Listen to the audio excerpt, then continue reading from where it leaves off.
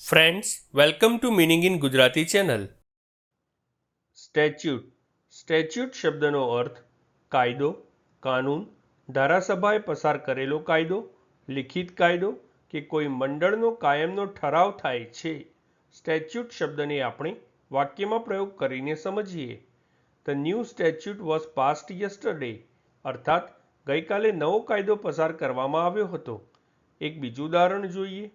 The lawyer explained the statute, અર્થાત વકીલે કાયદાનો ખુલાસો કર્યો.